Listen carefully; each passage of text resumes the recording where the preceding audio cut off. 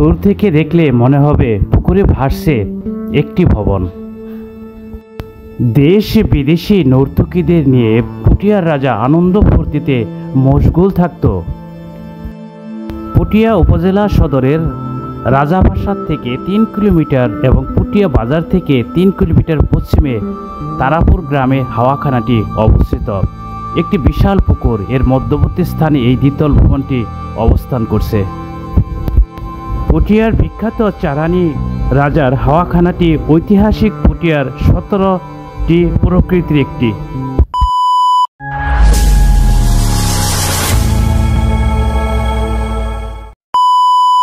দর্শক শ্রোতা, চারানি জমিদার বাড়ির এখান থেকে আরেকটি ঐতিহাসিক স্থান পুটিয়া রাজবাড়ির রাজপ্রাসাদ থেকে 3 কিলোমিটার দূরে, পুটিয়া বাজার থেকে 3 কিলোমিটার পশ্চিমে তারাপুর গ্রামে হাওয়াখানাটি অবস্থিত।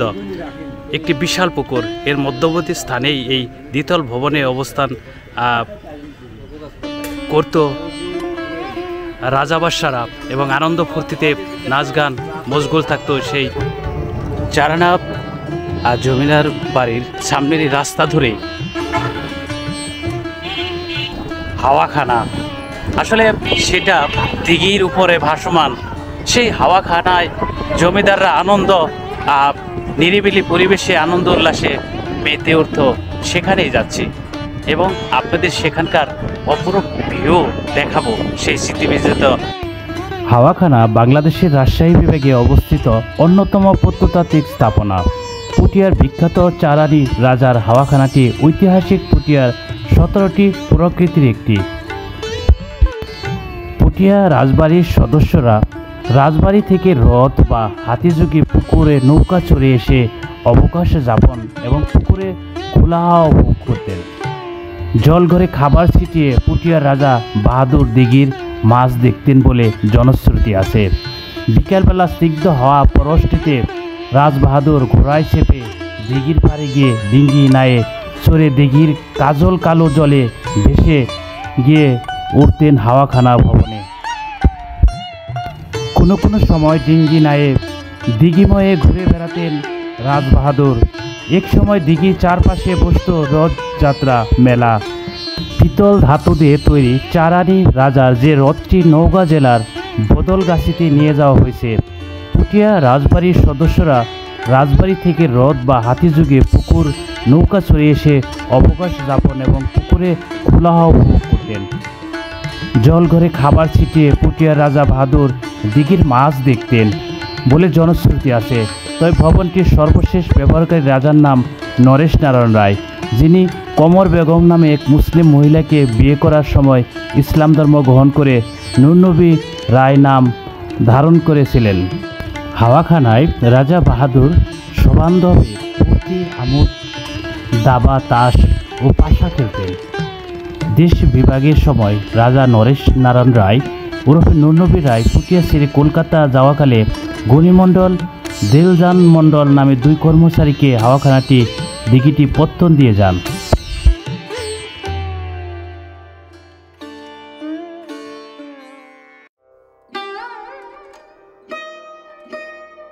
জমিদাররা আনন্দ ফুর্তির জন্য হাওয়াখানা, আর সেই হাওয়াখানাটি আমরা যে রাস্তা দিয়ে যাচ্ছি সেই রাস্তার সবুজ ক্ষেত এবং বিভিন্ন বৃক্ষরাজি যা চোখ জড়িয়ে গেল। আর এরকম এই পরিবেশের মধ্যেই সেই হাওয়াখানাটি যে কত সুন্দর জায়গা হতে পারে সেটাই আপনারা দেখুন।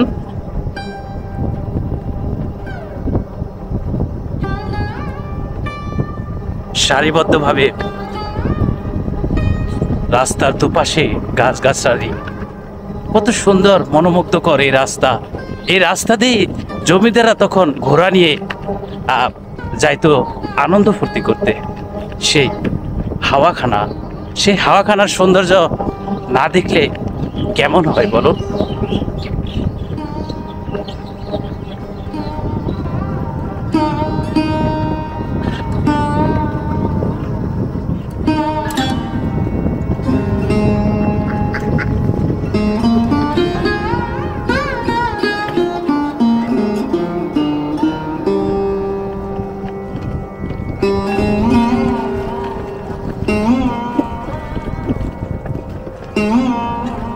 জোরে কোন ওখানে নিজে ওরা নিজা আনন্দ করতে করতো এটাই শোনা। দর্শক শ্রোতা, আমরা হাওয়াখানার সামনে যে দিঘি, সেই সুবিশাল দিঘি, এখন এখানে মাছ চাষ হয়। আমরা সেই হাওয়াখানার নির্জন কলা গাছ দিয়ে বেষ্টিত, গাছগাছরা বেষ্টিত সেই হাওয়াখানার ভিতরে এখন আমরা প্রবেশ করছি।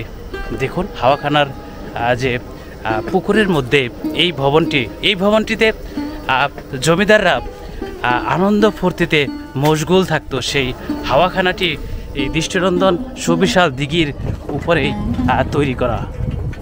কতটা নির্জন, এবং নিচ দিয়ে দেখতে পাচ্ছেন যে নিচ দিয়ে পানি। 10 একর আয়তন এক দিঘির মাঝখানে অবসর বিনোদনের জন্য নির্মিত হয়েছিল চুন সুরকি আর পাতলা ইটের গাঁথনি দিয়ে। ভবনটির দৈর্ঘ্য 45 ফুট, প্রস্থ 42 ফুট আর উচ্চতা 34 ফুট। দরজা জানালাবিহীন ভবনটি প্রথম তলা পানির নিচে, দ্বিতীয় তলা আছে পশ্চিম দেয়ালে একটি, এবং অবশিষ্ট 3 পাশে 3টি করে মোট 10টি দরজা। ভবনের চারপাশে আছে 6 ফুট চওড়া বারান্দা। তৃতীয় তলায় ওঠার জন্য আছে 3 ফুট চওড়া একটি সিঁড়ি। হাওয়াখানার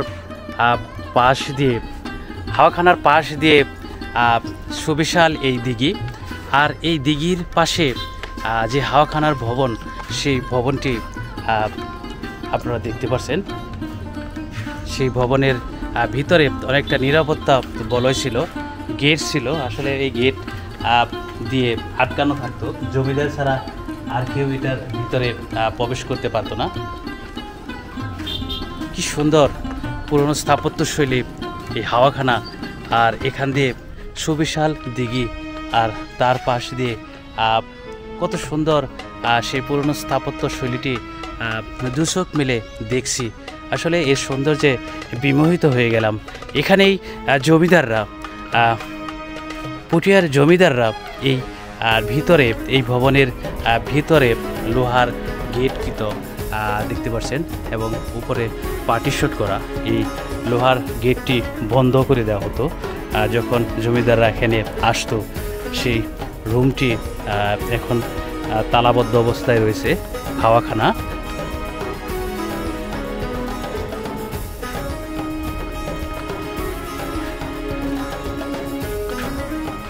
কতটা সুবিশাল, একদম সুবিশাল এই দিঘির মাঝখানে এই হাওয়াখানাটি।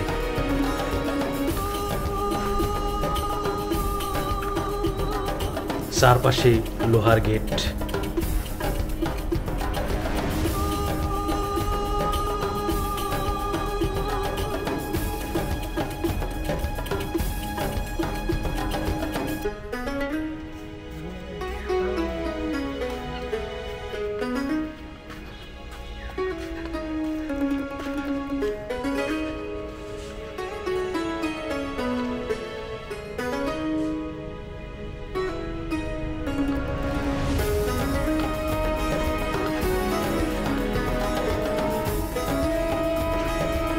কত দেশ এবং দেশের বাইরে থেকে নর্তকীরা এখানে আনন্দ ফুর্তির যে জায়গাটি দেখতে পাচ্ছেন উপরে, এখানে জমিদাররা উপরে উঠে আনন্দ ফুর্তি করত। সেই সিঁড়িটি দেখতে পাচ্ছেন, যে সেই একদম সরু সিঁড়ি এখান দিয়ে যেত, আর এখানে অনেক লোক এই রুমের ভিতরে থাকতে পারত। সেই রুমটি এই রুমটি জমিদারদের এখনও স্মৃতি বহন করে রয়েছে।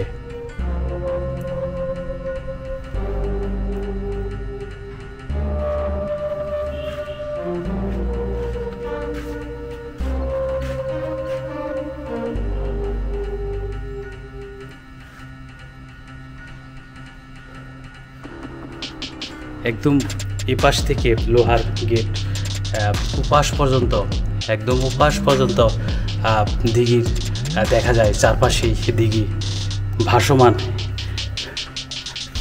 হাওয়াখানাটি কত সুন্দর দেখায় এখান থেকে, কতটা সুবিশাল দিঘি। আর এই দিঘির এই অপরূপ সৌন্দর্যের মাঝে এখানে জমিদারদের নর্তকী থেকে শুরু করে গানের বাজনায় মুখরিত পরিবেশ হয়ে থাকতো।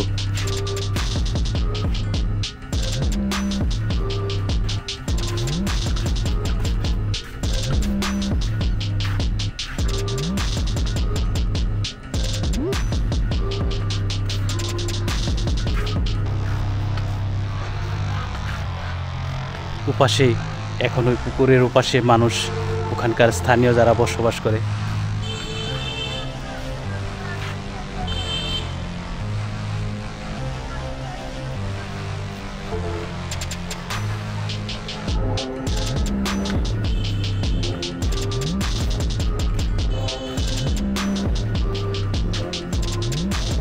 তৃতীয় তলায় 3 পাশে 3টি দরজা থাকলেও পশ্চিম দেয়ালে কোনো দরজা নেই। ভবনের চারপাশে 6 ফুট চওড়া বারান্দা আছে।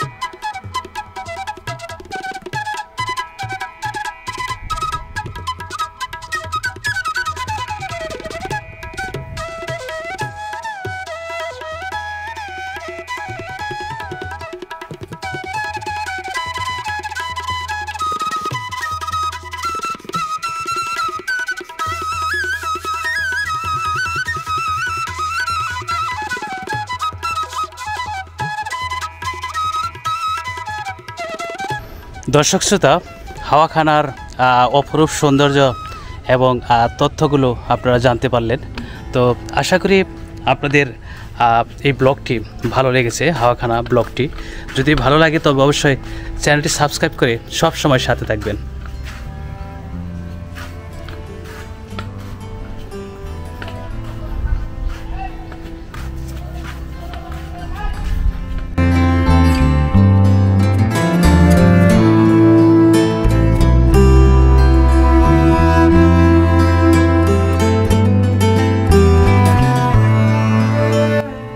গরমের কারণে মহিষ নেমে পড়েছে পানিতে, দেখতে পাচ্ছেন মহিষ। আর এখান থেকে সুন্দর ভিউটি দেখুন।